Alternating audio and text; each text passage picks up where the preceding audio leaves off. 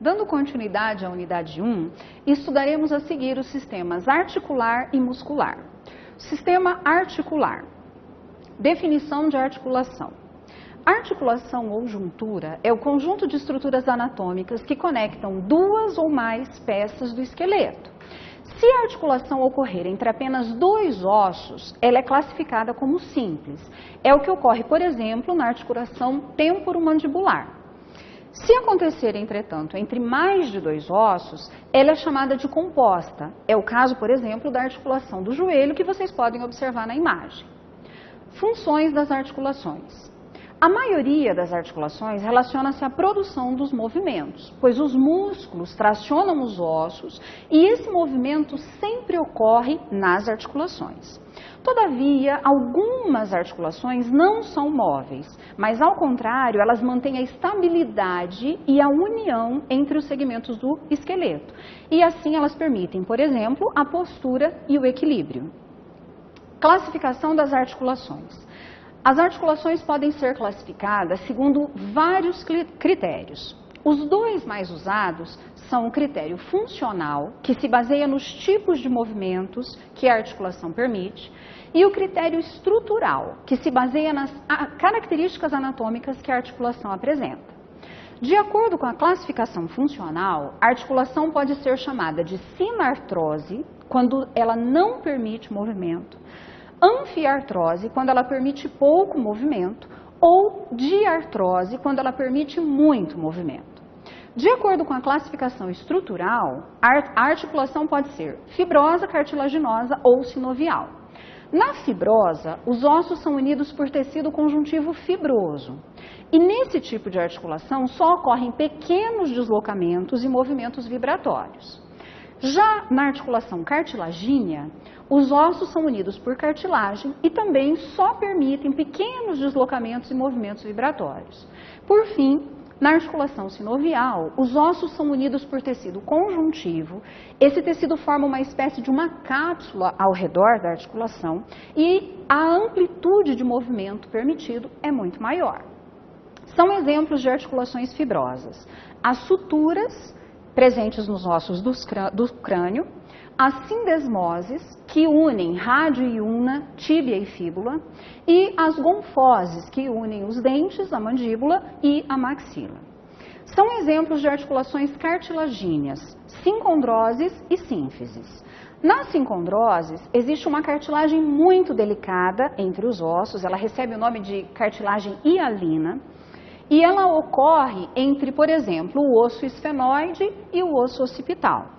Já na sínfise, a cartilagem entre os ossos ela é mais resistente, por isso ela recebe o nome de fibrocartilagem. É o que ocorre, por exemplo, na sínfise púbica.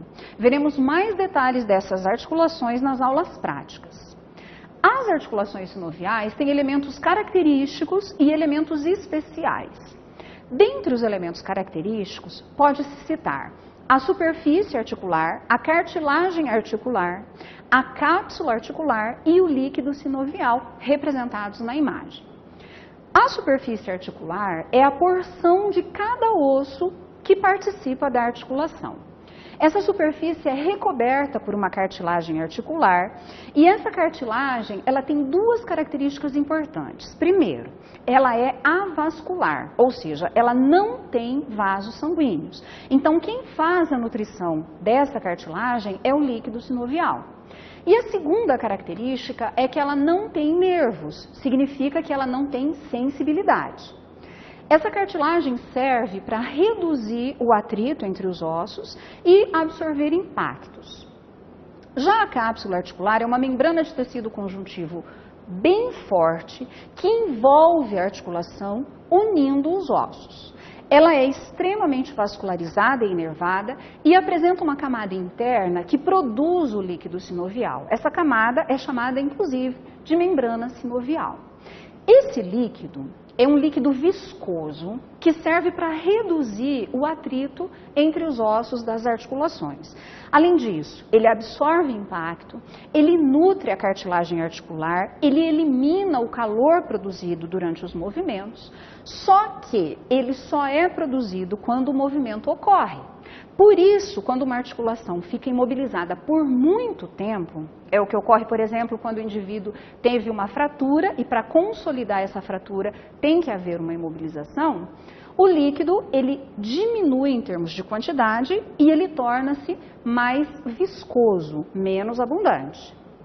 Os elementos especiais das articulações sinoviais incluem os lábios, os discos articulares, os meniscos, os ligamentos acessórios, as bolsas e as bainhas tendíneas. De uma forma geral, essas estruturas melhoram a estabilidade da articulação, reduzem o atrito e amortecem impacto durante os movimentos. Veremos a maioria delas no laboratório.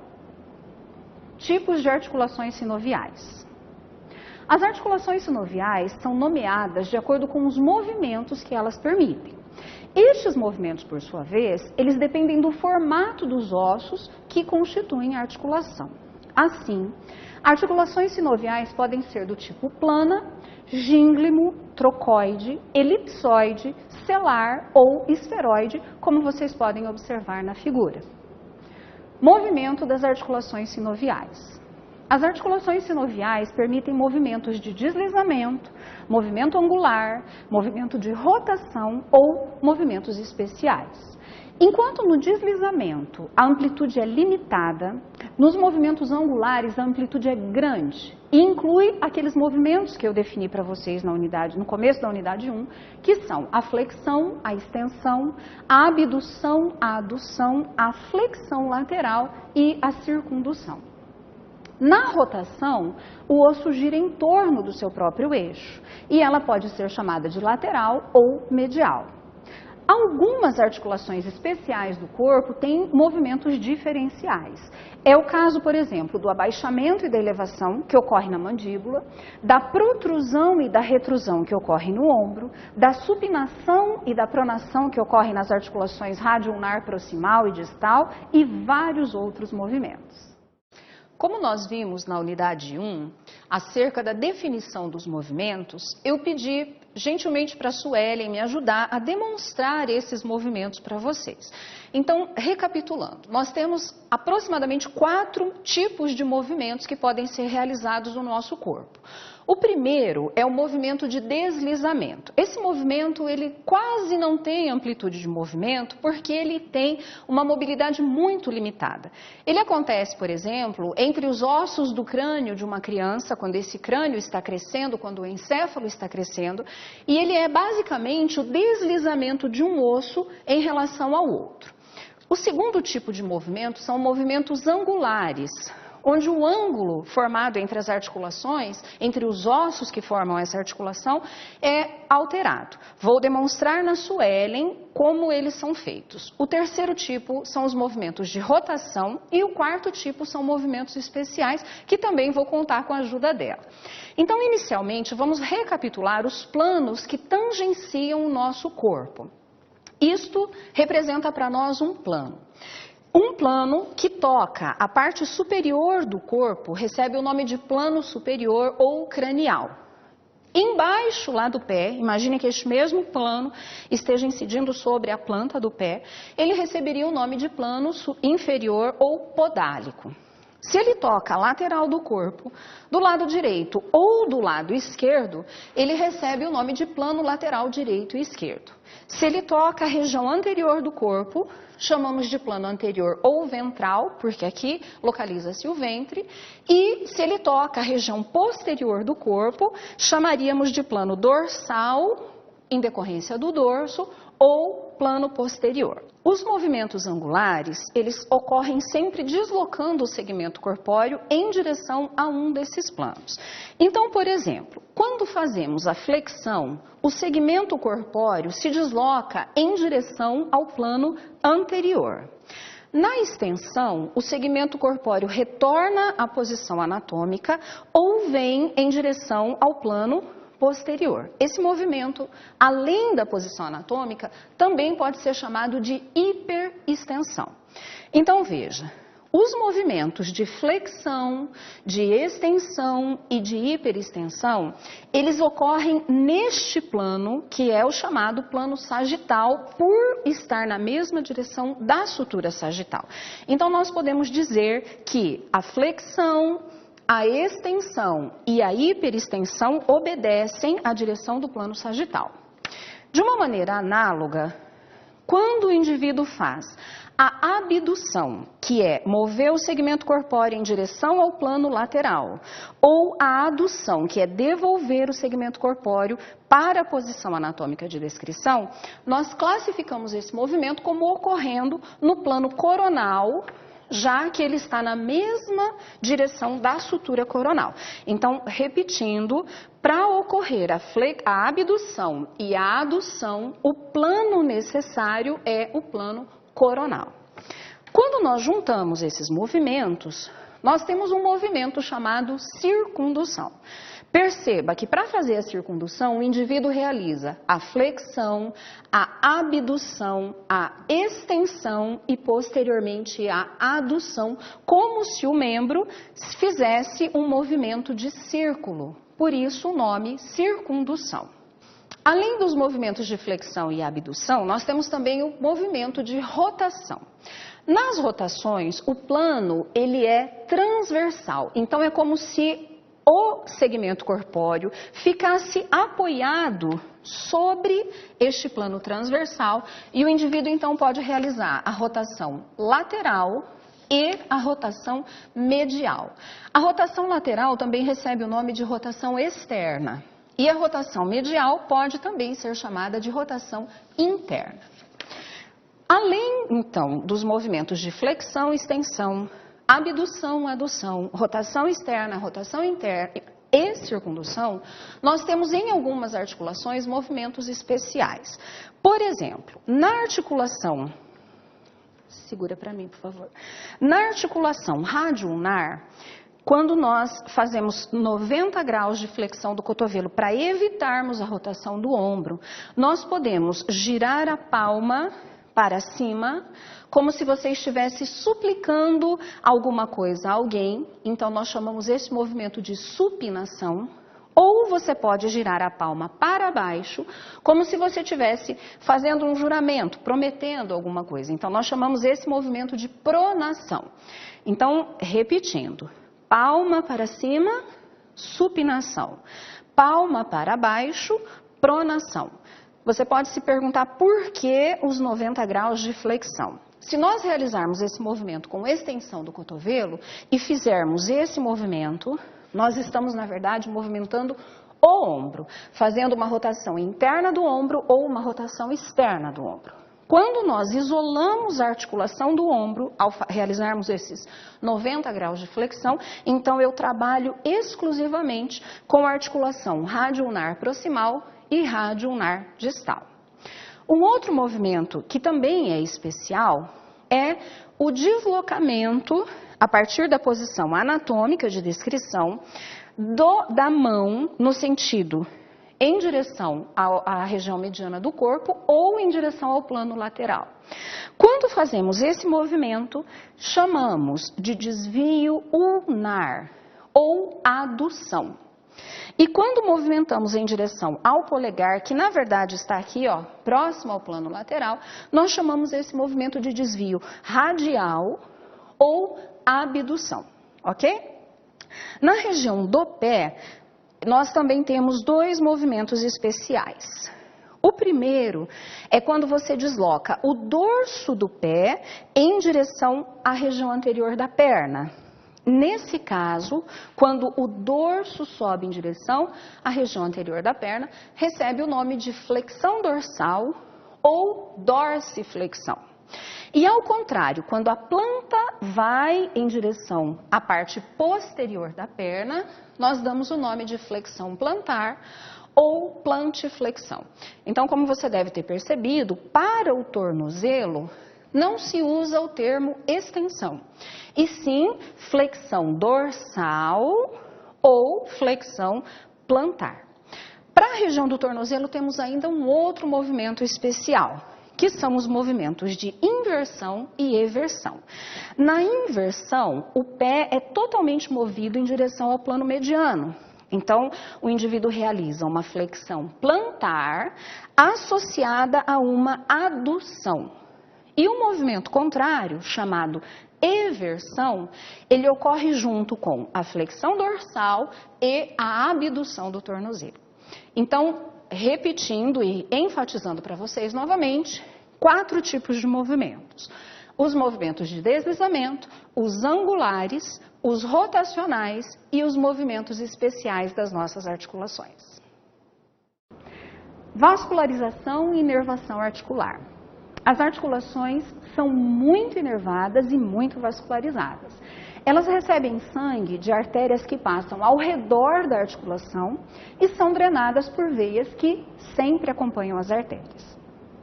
Fatores que afetam o contato e a amplitude de movimento nas articulações sinoviais. Alguns fatores afetam os movimentos articulares. Os principais são a forma dos ossos da articulação. Se você pensar, por exemplo, na extensão do cotovelo, dá para a gente entender que não dá para fazer esse movimento de forma forçada. Por quê? O húmero e a una entram em contato, então a estrutura do osso limita o movimento. O mesmo acontece com a resistência das estruturas articulares. Por exemplo, a flexão e a extensão do punho são limitadas por estruturas articulares, não ósseas. Por exemplo, pela cápsula, algum ligamento articular. Isso também interfere na amplitude de movimento. A tensão dos músculos. A tensão dos músculos é outro fator que afeta a amplitude de movimento. O alongamento dos músculos posteriores da coxa, por exemplo, é muito mais fácil de ser feito quando o joelho está flexionado, o que diminui a tensão muscular. O contato de partes moles próximas também é outro fator. Se você pensar, por exemplo, no músculo bíceps braquial muito forte e hipertrofiado, é fácil de entender que ele pode diminuir a amplitude de flexão do cotovelo.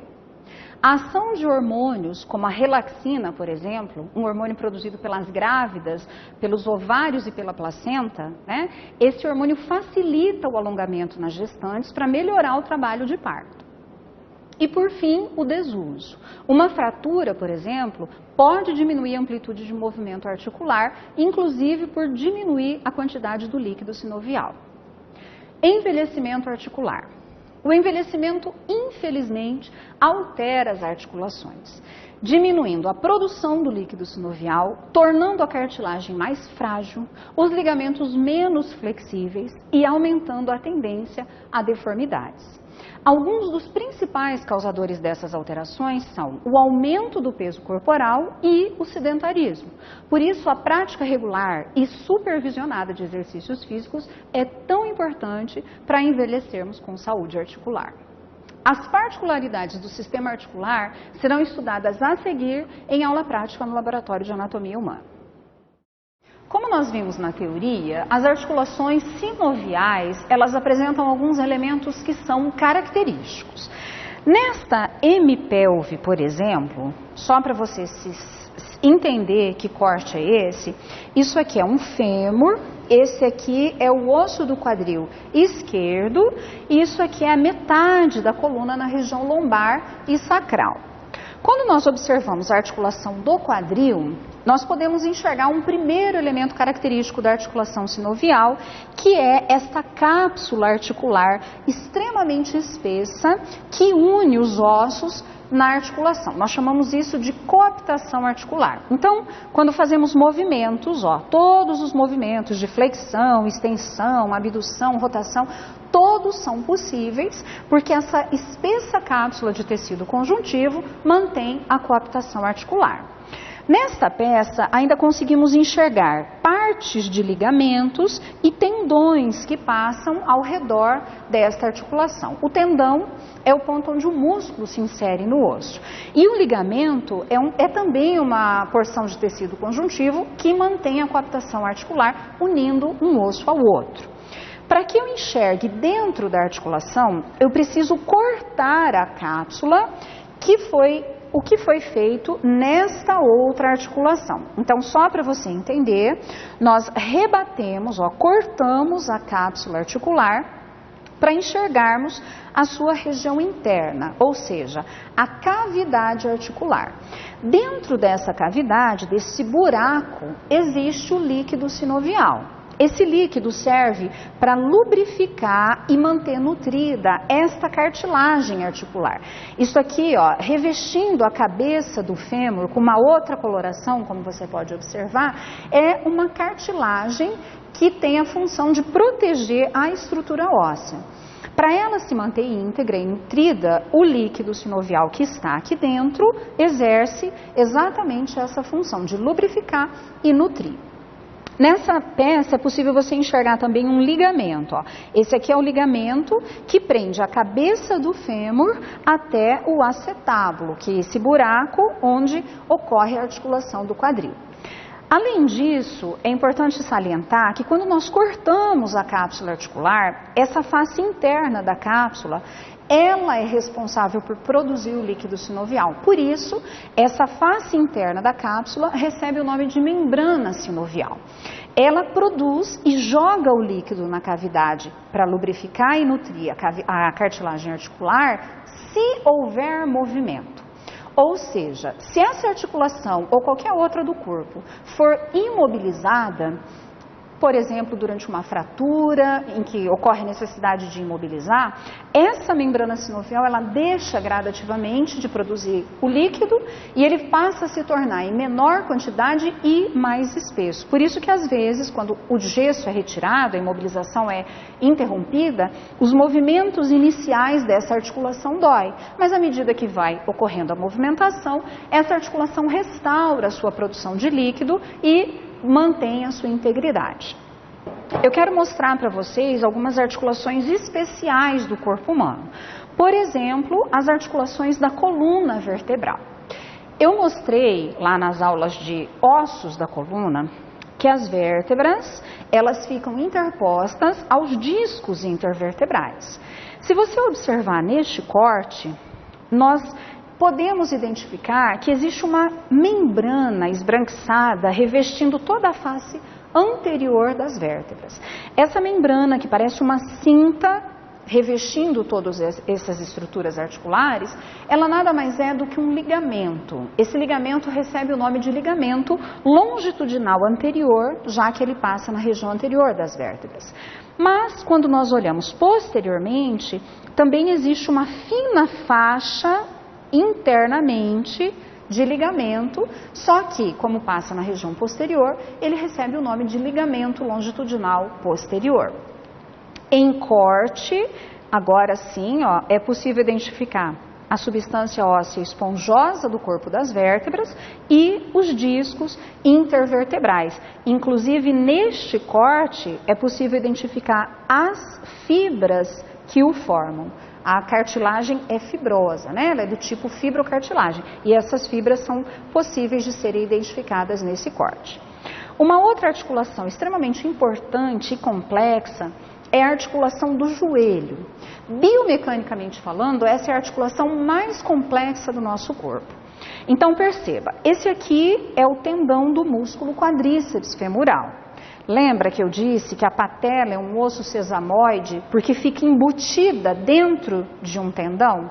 Quando a gente rebate, olha que bonito, é possível identificar a patela totalmente presa ao tendão deste músculo. Ela é ladeada por tecido adiposo. Tecido adiposo, ele também ajuda na absorção de impactos, já que o joelho é uma região muito suscetível à descarga de peso e aos impactos. Na sequência, aqui embaixo, nós temos o ligamento da patela. Esse ligamento é extremamente importante para fixar a patela à tíbia. Ele se prende aqui, nessa região chamada tuberosidade da tíbia. Então, quando nós rebatemos essa cápsula articular dentro do joelho, nós conseguimos enxergar a cartilagem articular, que é essa estrutura que reveste os côndilos do fêmur, e dentro do joelho, os meniscos, tão famosos. O menisco, esse aqui lateral e esse aqui é o menisco medial, nada mais é do que um disco de fibrocartilagem exatamente igual ao que nós temos na coluna vertebral. Só que aqui ele tem um formato aproximado de uma meia-lua. E ele serve para impedir que durante os movimentos de flexão e extensão que fazemos com os joelhos, você pode perceber, em nenhum momento o côndilo do fêmur toca o côndilo da tíbia, porque os meniscos ficam interpostos. Então eles vão e vêm à medida que o movimento ocorre. Para fazer esse movimento dos meniscos, nós temos ligamentos que fazem essa tração. Um bom exemplo de ligamento do joelho é o ligamento cruzado anterior, que também é famoso, principalmente em atletas suscetíveis a lesá-lo e na maioria das vezes necessitam de um tratamento cirúrgico. Esse aqui é o ligamento cruzado anterior, já que ele passa à frente desta articulação e na região posterior nós podemos enxergar o ligamento cruzado posterior. Para auxiliar na estabilidade lateral do joelho, nós temos outros dois ligamentos que vão unir a tíbia e a fíbula ao fêmur. Esse ligamento, por exemplo, que está do lado da fíbula, recebe o nome de ligamento colateral lateral ou fibular, já que a fíbula é o osso lateral da perna, lembra? E por semelhança, esse ligamento aqui, que prende o côndilo medial do fêmur à tíbia, é o ligamento colateral medial ou tibial. Além disso, eu quero mostrar para vocês uma articulação fibrosa interessante que é chamada de sindesmose. Essa sindesmose, ela sempre vai ocorrer entre ossos em paralelos. Esse aqui, no caso, é o rádio e a una, e essa é a membrana interóssea do antebraço. Mas uma estrutura extremamente parecida com essa está presente na perna, entre a tíbia e a fíbula. E por fim, só para vocês entenderem bem, quando eu falo em relação a tendão muscular, eu gostaria de mostrar para vocês essa peça. Todas essas estruturas que vocês veem, tanto na região anterior quanto na região posterior da mão, são tendões. Esses tendões servem para inserir os músculos na estrutura óssea, então tracionar o osso ao nível articular. E nessa peça também é possível identificar um órgão anexo do sistema muscular, que são os retináculos. Aqui a gente tem um exemplo deles. Retináculo é uma faixa relativamente extensa de tecido conjuntivo que fica sobre os tendões. Ele serve para posicioná-los e não deixar que esses tendões saiam do lugar durante o momento em que executamos o movimento. Sistema muscular. Funções do sistema muscular. A função do músculo é se contrair. E a partir dessa contração, o músculo permite postura, respiração, movimento cardíaco, movimento peristáltico do sistema digestório e tônus muscular. Além disso, os músculos dão forma ao corpo, são fontes de calor e permitem movimentos voluntários. Tipos de músculos. Os músculos podem ser classificados de acordo com o controle voluntário, com a presença de estrias em suas fibras e de acordo com a sua localização. Quanto ao controle voluntário, o músculo pode ser voluntário, se a sua contração ocorrer de acordo com a vontade do próprio indivíduo, ou involuntário, se a sua contração não depender do controle do indivíduo. Quanto às fibras, o músculo pode ser estriado, se ele apresentar estrias transversais na sua constituição, ou liso, se ele não apresentar essas estrias. Quanto à localização, o músculo pode ser somático, se ele estiver localizado na parede do corpo ou nos membros, ou pode ser um músculo visceral, se ele estiver localizado nos órgãos ocos ou nos vasos sanguíneos. Então, se considerarmos esses três critérios, podemos apresentar três tipos de músculos: o estriado esquelético, o estriado cardíaco e o músculo liso. Músculo estriado esquelético. Os músculos estriados esqueléticos, eles têm porções carnosas, avermelhadas e contráteis. Essas porções são chamadas de cabeça ou ventre. Eles também apresentam extremidades brancas não contráteis, que recebem o nome de tendões ou aponeuroses. Essas extremidades servem para fixar o músculo ao osso, e elas geralmente são chamadas de origem ou de inserção. Os músculos são envoltos por membranas de tecido conjuntivo, chamadas endomísio, perimísio, epimísio, e externamente ainda existe a face muscular. Enquanto o endomísio reveste cada fibra muscular, o perimísio reveste um feixe dessas fibras musculares. Em contrapartida, o epimísio e a fáscia muscular revestem externamente os músculos. Tipos de contração do músculo estriado esquelético. Existem dois tipos principais de contração muscular, a isométrica e a isotônica. Na contração isométrica, o comprimento do músculo permanece igual. É o que acontece, por exemplo, para mantermos a nossa postura. Os músculos se contraem, mas eles não têm alteração do seu tamanho. Na contração isotônica, o músculo tem seu comprimento alterado, enquanto o movimento vai acontecendo. Ela pode ser concêntrica, quando o músculo encurta, enquanto ele se contrai, ou excêntrica, quando o músculo se alonga, enquanto se contrai. Vascularização e inervação muscular. Os músculos, à semelhança dos ossos e das articulações, são muito vascularizados e muito inervados. Isso porque, para que a contração muscular ocorra, é necessário uma irrigação sanguínea, uma drenagem venosa e uma inervação bem intensas. Classificação funcional do músculo estriado esquelético. Os músculos podem ser classificados em agonistas, antagonistas, sinergistas e fixadores ou posturais, de acordo com o papel que eles desempenham durante o movimento. Enquanto o agonista é o principal músculo a agir durante um determinado movimento, o antagonista é um músculo que se opõe à ação de um outro músculo. O sinergista ajuda o agonista e o fixador ou postural estabiliza as partes de um segmento corpóreo, favorecendo o movimento. Órgãos anexos do sistema muscular. Os órgãos anexos do sistema muscular incluem as bolsas sinoviais, as bainhas fibrosas, as bainhas tendíneas e os retináculos. Já estudamos essas estruturas no sistema articular, mas só para recordarmos, elas facilitam a ação dos músculos e os mantêm íntegros, em posição. Generalidades do sistema muscular. Existem 656 músculos estriados esqueléticos nominados no corpo humano. A nomenclatura que esses músculos recebem se baseia em vários critérios, como por exemplo a forma. O músculo deltoide, que fica nesta região do ombro, por exemplo, ele recebe o nome de deltoide porque ele tem a forma de um delta. Outros músculos recebem sua nomenclatura de acordo com a localização, como os músculos intercostais, por exemplo. Às vezes, em decorrência da ação, o músculo extensor dos dedos é um deles. Também podem ser chamados de acordo com a sua origem e inserção. É o caso, por exemplo, do músculo esternocleidomastoide, dentre vários outros critérios.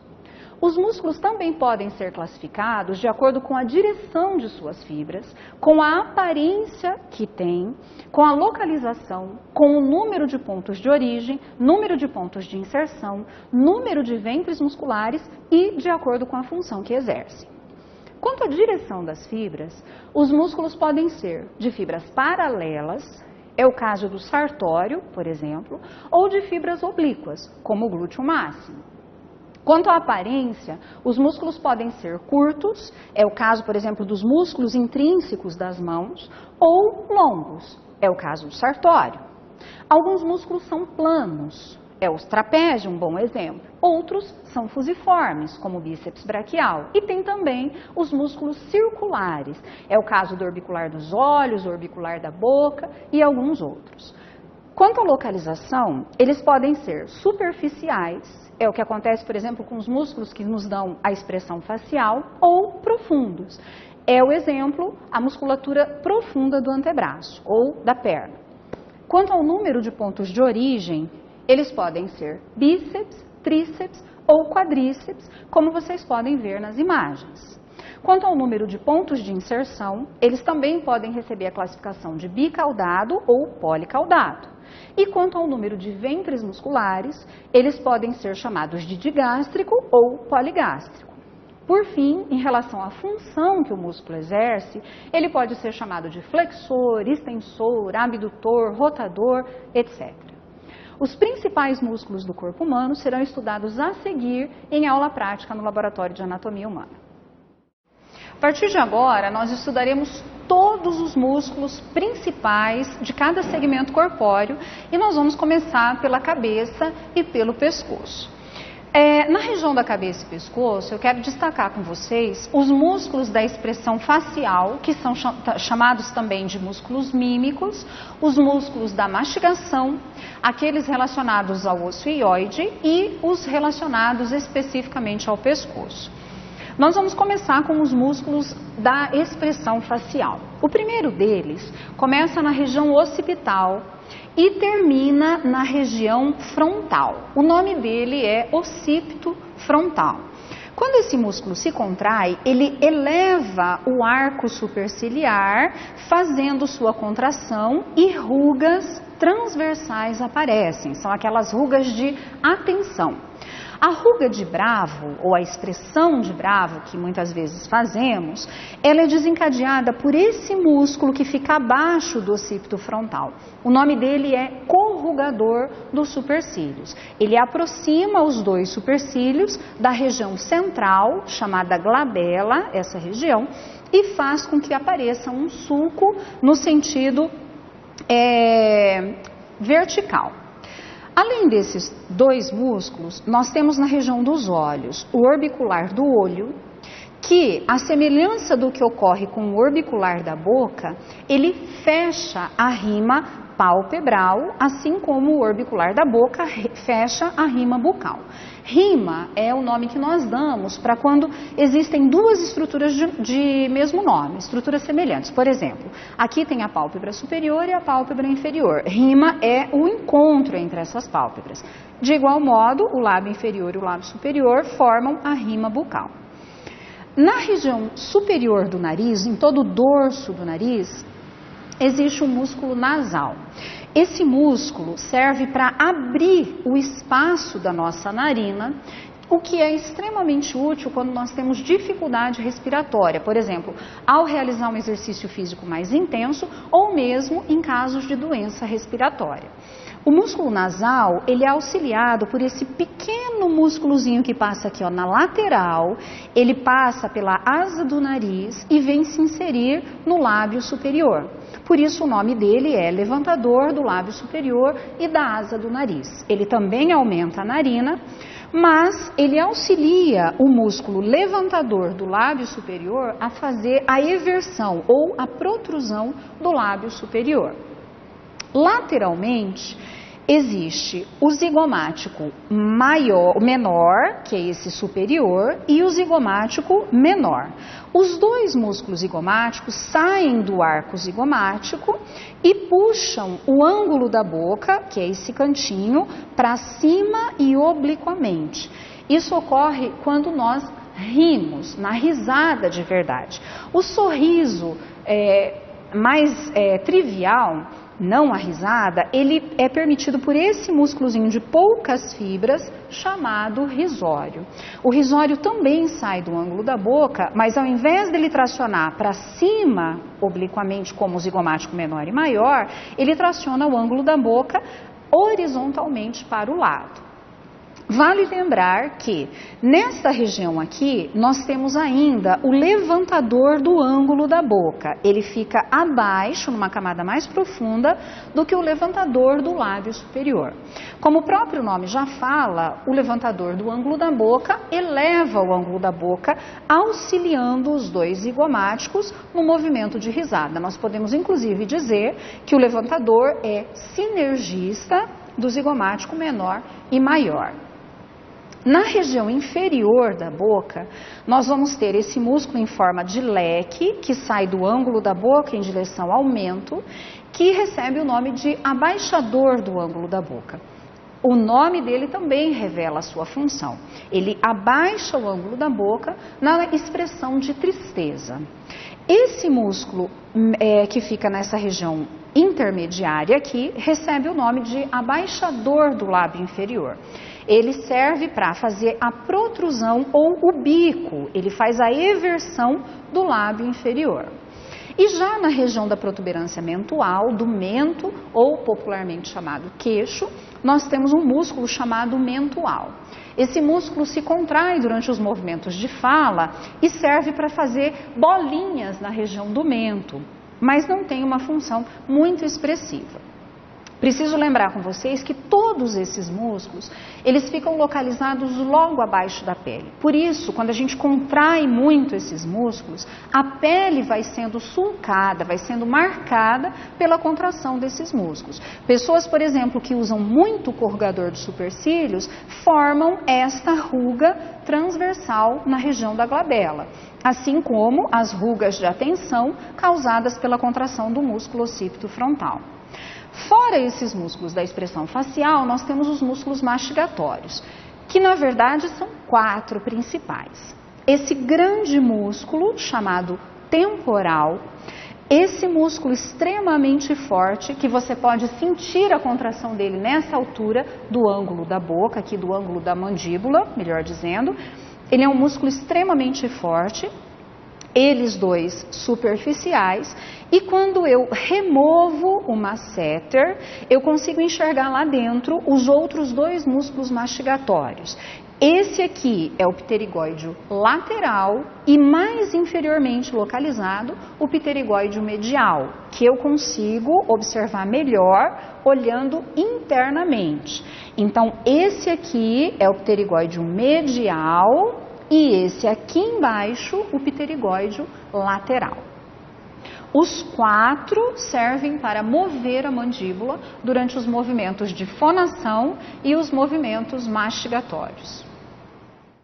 Em relação aos músculos do pescoço, de todos, o mais superficial é esse músculo extremamente fino chamado platisma. Na verdade, esse músculo, ele tem origem na região da clavícula e ele sobe até a base da mandíbula, onde ele se insere. Ele enruga a pele do pescoço. Quando nós o rebatemos desta forma aqui, é possível identificarmos esse grande músculo que começa lá na região da clavícula, pegando uma parte do osso externo e sobe até essa região do processo mastoide do osso occipital, que fica aqui, do osso temporal, que fica exatamente atrás da orelha, e por isso o nome dele é esternocleidomastoideo, fazendo uma alusão aos seus pontos de fixação. Rebatendo o esternocleidomastoideo, também nós podemos observar os músculos relacionados ao osso ióide, ou seja, os músculos supraioideos que formam o assoalho da boca e os músculos infraioideos que fazem com que ele desça na segunda fase da deglutição. Esses mesmos músculos podem ser vistos neste modelo. Então, exceção feita ao platisma, que é aquele músculo fino que eu falei para vocês que fica cobrindo essa região, nesse modelo ele não está presente, nós podemos enxergar o músculo esternocleidomastoideo, com a sua cabeça aqui, ó, ligada à clavícula, ligada ao osso externo e suas fibras vindo se inserir no processo mastoide nesta região. É o músculo mais forte do pescoço, é um dos mais fortes do pescoço. Ele faz movimentos de flexão, de inclinação lateral e de rotação do pescoço. Inclusive, quando nós temos o torcicolo, na maioria das vezes, ele é o responsável pelo aparecimento daquela dorzinha tão desagradável. E nesse modelo também é possível identificar o osso ióide nesta região central e toda a musculatura supraioidea acima dele e os músculos infraioideos abaixo dele. Além disso, gostaria também de mencionar a musculatura que passa lateralmente ao pescoço, que passa a ser chamado de músculos paravertebrais, e os músculos que passam posteriormente ao pescoço, que são então chamados de músculos pós-vertebrais. Os músculos paravertebrais fazem o movimento de inclinação lateral e os pós-vertebrais fazem a extensão do pescoço. Nesse modelo, nós conseguimos enxergar a primeira camada dos músculos do dorso. Esses músculos têm como característica serem músculos planos, ou seja, eles são finos e largos, e esses especificamente da primeira camada, sendo ele o trapézio, o superior, e o latíssimo do dorso, o inferior, responsáveis por movimentar o membro superior. Então, os dois, embora estejam fixos às vértebras, eles se inserem ou na escápula, no caso do trapézio, ou no húmero, no caso do latíssimo do dorso. Então, os dois fazem movimento do membro superior. Nesse outro tronco, nós podemos enxergar, além do trapézio, ele foi cortado nesta borda e cortado nessa borda. Ele é um músculo que movimenta o membro superior, especialmente a escápula, e o latíssimo do dorso, que é esse outro músculo inferior, que se fixa às vértebras torácicas e lombares por meio desta grande aponeurose. Olha, é um tecido conjuntivo de estrutura totalmente diferente da estrutura do músculo. Então aqui você vê ventre muscular carnoso, feito de proteína contrátil, e aqui você vê uma aponeurose totalmente diferenciada, feita de tecido conjuntivo. Essa aponeurose recebe o nome de aponeurose tóraco-lombar. E ela serve como fixação do músculo latíssimo do dorso. Quando eu rebato esses músculos e chego à segunda camada dos músculos do dorso, é possível identificar os músculos romboides. Na verdade, nesta peça, eu só consigo identificar o romboide maior. O romboide menor, ele seria um músculo pequenininho que ficaria localizado nesta posição. Os dois, eles ficam fixos na escápula e eles ajudam a endireitar a nossa postura quando se contraem. Ainda nesta camada e rebatendo o músculo romboide maior e menor, nós conseguimos identificar o músculo serrátil posterior superior e aqui embaixo o músculo serrátil posterior inferior. Ambos recebem esse nome de serrátil pelo aspecto serrilhado que eles têm e ambos exercem funções na mecânica respiratória, porque eles ficam fixos às nossas costelas. Então, eles atuam durante os movimentos inspiratórios. Além deles, é extremamente fácil de enxergar nessa peça um músculo chamado eretor da espinha. Ele é esse músculo grande que vai desde o começo das vértebras cervicais até lá embaixo nas vértebras sacrais e, como o próprio nome já fala, o eretor da espinha serve para manter a nossa coluna ereta durante a nossa postura. Nesse modelo, nós podemos identificar duas camadas diferentes na região do tórax. Esse primeiro músculo, em forma de leque, cujas fibras vão se juntando para se inserir no úmero, recebe o nome de músculo peitoral maior. Ele é um músculo que está no tórax, mas como eu acabei de explicar para vocês, ele age no membro superior. Quando nós cortamos esse músculo, é possível identificar embaixo o músculo chamado peitoral menor. Nesse modelo fica muito claro que o peitoral menor se fixa nas nossas costelas. Por isso, a ação do peitoral menor também é favorecer os movimentos respiratórios, ampliando o volume da cavidade torácica. Inferiormente aos peitorais, nós temos esse músculo que também tem uma forma serrilhada e, portanto, também é chamado de serrátil. No entanto, como ele está na região anterior, o nome dele é serrátil anterior. Ele também é um músculo responsável por mover a escápula. Na região do abdômen, nós temos nesse modelo o músculo reto do abdômen e a bainha do músculo reto do abdômen, que é um tecido conjuntivo bastante espesso que ajuda a fixar as vísceras abdominais e mesmo a musculatura anterior da região abdominal. Esses músculos podem ser melhor identificados nesse tronco. Na região anterior do tórax, nós rebatemos aqui o peitoral maior e o peitoral menor, nós o retiramos para mostrar para vocês músculos bem pequenos e delicados que fecham o espaço entre as costelas. Esses músculos recebem o nome de músculos intercostais. Eles existem tanto na região externa do tórax quanto na região interna do tórax. Os de dentro, então, são chamados de intercostais internos e os de fora são chamados de intercostais externos. As fibras desses músculos, elas se sobrepõem nesse sentido, elas se cruzam em sentido contrário para dar mais resistência e ao mesmo tempo maior proteção para essa região tão essencial. Vale mostrar também para vocês, na região interna, na parte anterior aqui do osso externo, esse músculo que recebe o nome de transverso do tórax. É um músculo interno que também atua fazendo a tração do osso externo durante a nossa respiração.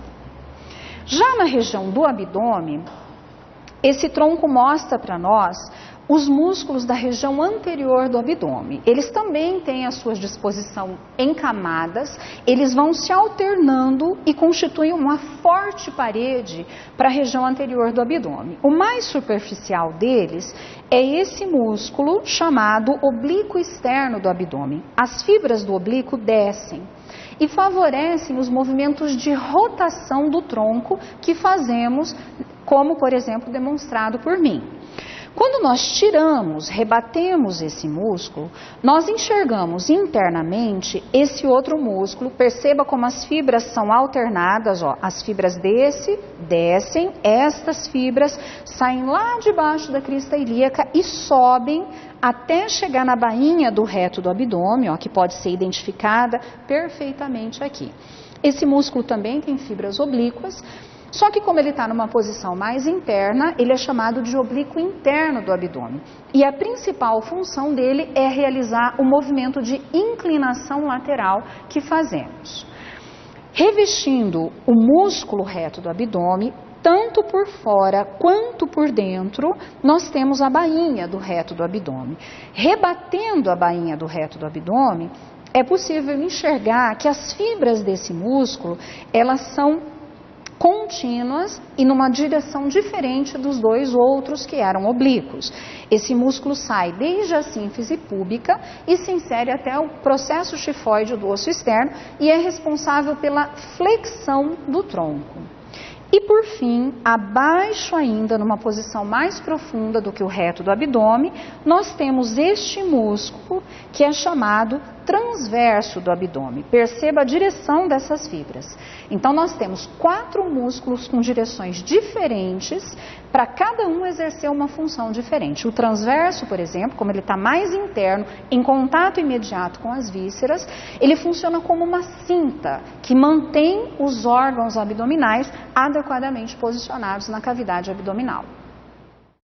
Ainda em relação aos músculos do abdômen, quando nós rebatemos a parede anterior do abdômen, como mostrado agora no cadáver, é possível que nós percebamos a existência desse grande músculo localizado na parede posterior do abdômen. O nome desse músculo é psoas maior, com P mudo. Esse músculo, como você pode perceber, ele fica ao redor da coluna vertebral e ele funciona como um pilar de sustentação que inclusive mantém a lordose lombar. Um pouquinho lateralmente a ele e logo abaixo aqui dos rins, nós podemos observar um pequeno músculo chamado quadrado do lombo. O quadrado do lombo também é um músculo postural que ajuda na fixação da coluna vertebral. Inferiormente ao quadrado do lombo, nós encontramos, preenchendo a fossa ilíaca, um músculo chamado ilíaco. Repare que as fibras do psoas maior se fundem com as fibras do ilíaco, eles atravessam o ligamento inguinal e aparecem na região anterior da coxa com o nome de ilio-psoas. Esse pequeno músculo é um dos principais flexores do quadril. Lateralmente ao ilio-psoas, nós temos esse grande músculo de fibras paralelas e um músculo classificado como longo, chamado sartório. O sartório atravessa tanto a articulação do quadril quanto a articulação do joelho. Ele é flexor para essas duas articulações. E assim que rebatemos o sartório, nós conseguimos enxergar na região anterior da coxa o músculo quadríceps femoral, que é composto por 4 ventres, 4 cabeças. Esse primeiro recebe o nome de músculo reto da coxa, justamente pelo fato dele descer na posição retilínea, atravessando toda a extensão da coxa. Medialmente, nós temos o músculo vasto medial, lateralmente o músculo vasto lateral e entre os dois, abaixo do reto, o músculo vasto intermédio. Assim, o quadríceps femoral é composto pelo reto da coxa, o reto femoral, o vasto medial, o vasto intermédio e o vasto lateral. O reto, por atravessar a articulação do quadril, é flexor do quadril. E todos os outros atuam na extensão do joelho. É o principal, o único músculo a atuar na extensão do joelho. Você percebe aqui um pedaço da fáscia que envelopa, que reveste toda a musculatura da coxa. Essa fáscia recebe o nome de fáscia lata. Ela está conectada a um músculo superiormente localizado, chamado de tensor da fáscia lata, justamente pelo fato dele executar uma certa tensão sobre essa musculatura.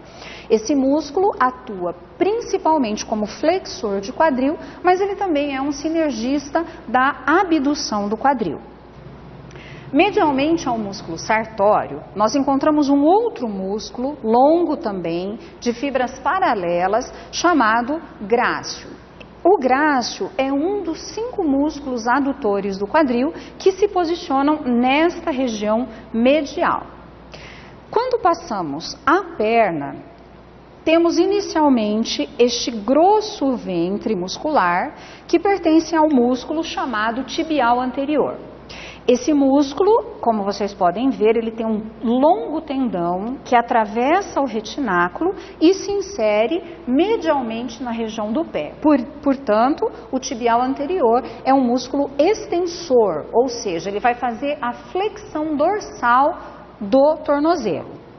Lateralmente ao músculo tibial anterior, nós temos o músculo extensor longo dos dedos. Perceba que ele é um músculo do tipo policaudado. O tendão dele atravessa o retináculo e quando chega aqui no dorso do pé, esse tendão se bifurca de modo a se inserir um em cada um dos nossos dedos para fazer o movimento de extensão dos dedos. Mais lateralmente ainda, nós temos 2 músculos que passam sobre a fíbula e, portanto, são chamados de fibulares.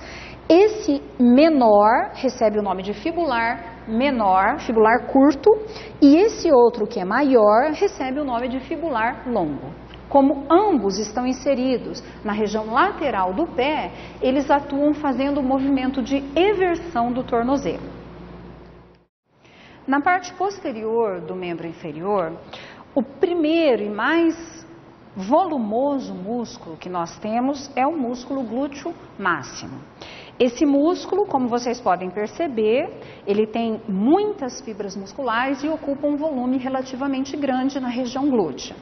Quando nós o rebatemos, é possível identificarmos a existência do músculo glúteo médio e do músculo glúteo mínimo, ou seja, o máximo externamente, o médio e o mínimo internamente. Ainda nessa região, nós encontramos os músculos curtos da região glútea, todos nominados, obviamente, mas eles exercem basicamente a função de rotação externa do quadril, por isso nós geralmente o denominamos de curtos da região glútea. Na região posterior da coxa, nós temos 3 músculos principais. Lateralmente, o músculo bíceps braquial. Recebe esse nome porque ele tem uma origem lá em cima na tuberosidade isquiática e outra origem aqui embaixo no fêmur. Então é possível identificarmos a cabeça curta do músculo bíceps femoral e a cabeça longa do músculo bíceps femoral. Ambos se fundem e se inserem na fíbula, que é o osso lateral da perna. Ao lado dele, nós temos esse músculo que apresenta um longo tendão. Aproximadamente metade desse músculo é um tendão. Por isso o nome desse músculo é semitendíneo. E inferiormente, mais profundamente localizado, nós temos esse outro músculo, cuja metade aproximadamente tem uma membrana de tecido conjuntivo. Portanto, o nome dele é semimembranáceo. Um equívoco muito grande que muitos profissionais cometem é chamar os músculos posteriores da coxa de isquiotibiais. Essa é uma nomenclatura incorreta. Por quê? Como eu acabei de mostrar para vocês, embora os 3 músculos realmente saiam da tuberosidade isquiática, o bíceps braquial não se insere na tíbia, e sim na fíbula. Os outros 2 músculos, sim, o semitendíneo e o semimembranáceo, se inserem na tíbia. Então, a denominação para os 3 de isquiotibial está incorreta. Então, ou você chama de músculos isquiotibiofibulares ou apenas de músculos posteriores da coxa. Na região da panturrilha, nós temos o famoso tríceps sural. Tríceps, porque, à semelhança do bíceps, ele vai ter 3 pontos de origem diferente. Os 2 músculos, as 2 cabeças iniciais desse músculo, recebem o nome de gastrocnêmio. Gastrocnêmio, então, a cabeça lateral e a cabeça medial. Quando tiver dúvida, observe o maléolo lateral e faça a analogia aqui com o gastrocnêmio, cabeça lateral. Embaixo dos 2 gastrocnêmios, nós podemos encontrar o músculo sóleo, que é esse grande aqui. E perceba o que ocorre. As 2 cabeças do gastrocnêmio mais o sóleo se fundem num único e forte tendão, chamado tendão do calcâneo, popularmente conhecido como tendão de Aquiles.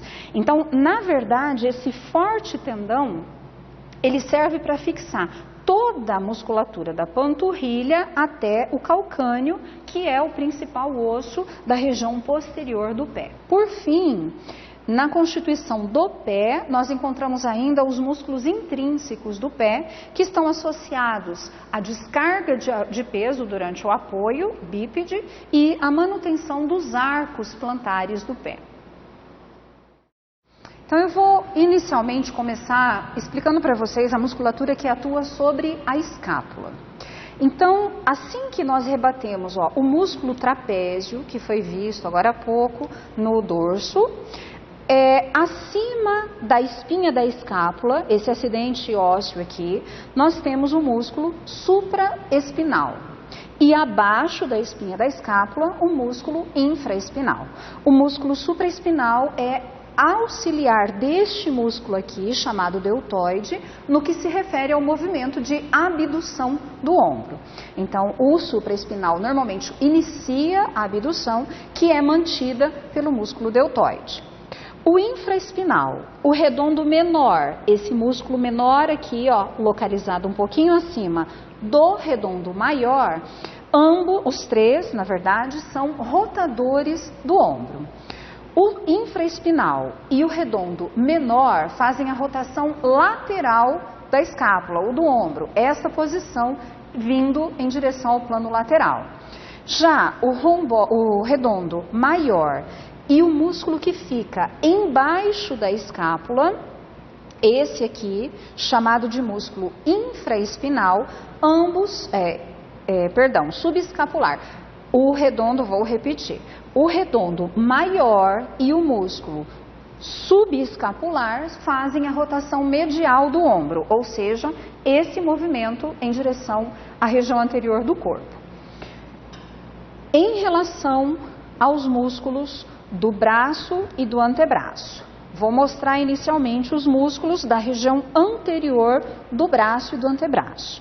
Começando com o músculo chamado bíceps braquial. Por que ele é chamado assim? Porque ele tem 2 pontos diferentes de origem. Esses 2 pontos fazem com que as suas fibras inicialmente pareçam separadas, mas antes deles se inserirem, essas fibras se fundem num único ponto de inserção. Então, bíceps braquial. Quando nós olhamos abaixo do bíceps braquial, esse músculo também, localizado na região anterior do braço, recebe o nome de braquial. E esse, na sequência, que sai do braço e vem até o rádio, recebe o nome de bráquio radial. Tanto o bíceps braquial, quanto o bráquio radial, os três fazem o movimento de flexão do cotovelo. Além disso, na região anterior do antebraço vão estar os flexores do punho e os flexores dos dedos. O primeiro deles, importante de ser identificado, é esse músculo que recebe o nome de palmar longo. Ele tem um ventre relativamente curto, um tendão bem longo que vem para a região da palma, por isso o nome palmar longo. Medialmente ao palmar longo, nós vamos ter este músculo que vem para o lado da ulna. Então, o nome dele é flexor ulnar do carpo. Lateralmente ao palmar longo, você vai encontrar o flexor radial do carpo, que vem para o lado do polegar, ou seja, para a região lateral da mão. Então, repetindo, ó, nesta primeira camada, palmar longo, flexor ulnar do carpo, flexor radial do carpo. Quando eu rebato o tendão do palmar longo, eu encontro o principal músculo para realizar a flexão dos dedos. O nome deste músculo é flexor superficial dos dedos. Ele recebe este nome porque ele está mais superficialmente localizado do que o flexor profundo dos dedos. Ambos têm a mesma função em relação ao movimento de flexão, só que o flexor profundo dos dedos consegue fazer com que façamos esta flexão da falange distal. É a única diferença. Em relação aos músculos posteriores do braço e do antebraço. No braço, apenas um músculo chamado tríceps braquial. Então, você consegue identificar as várias cabeças do tríceps braquial que também se inserem na região um pouquinho inferior ao cotovelo, portanto, fazendo jus a esse nome de tríceps. 3 pontos de origem diferente e um único ponto de inserção. Na região do antebraço, nós temos na sequência esse primeiro músculo, facilmente identificável, que vem fazer o movimento de extensão dos dedos. Então, veja, nós fazemos muito mais movimentos de flexão do que de extensão. Por isso, temos um flexor superficial e um profundo para os dedos. Já a extensão, nós só vamos ter um músculo chamado extensor dos dedos, que é este músculo aqui. O diferencial é que ele vai emitir um tendão para o indicador e um tendão para o dedo mínimo. Então, vamos do extensor dos dedos, anexo a ele o extensor do indicador e o extensor do dedo mínimo. Na lateral, na região medial, é possível identificar o extensor ulnar do carpo, que vem para a região do quinto dedo. E na região do rádio, o extensor radial longo do carpo e o extensor radial curto do carpo.